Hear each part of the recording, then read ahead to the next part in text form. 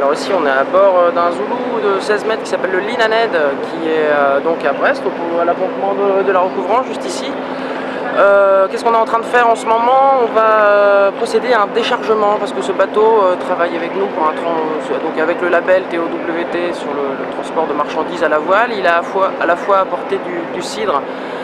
Donc on était sur 2 tonnes environ de cidre de Cornouailles vers Brest, donc opération Finistère Sud, Finistère Nord avec du cidre, et surtout il amène du thé des Açores, parce qu'il y a du thé européen qui pousse sur l'archipel des Açores, et en passant le Linaned nous en a pris une certaine quantité qu'on va maintenant décharger pour la commercialiser ici sous le label transporté à la voile dans le respect de l'environnement.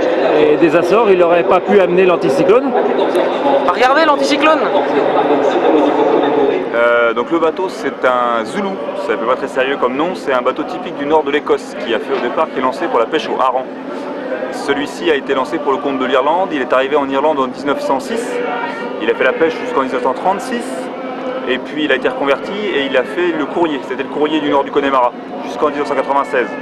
Et depuis, après une grosse restauration, là, depuis 2000, là, le bateau tourne autour de l'Atlantique, avec des jeunes, avec des vieux, avec du fret, avec plein de missions différentes, aussi bien dans l'humanitaire que des fêtes maritimes comme ici aujourd'hui.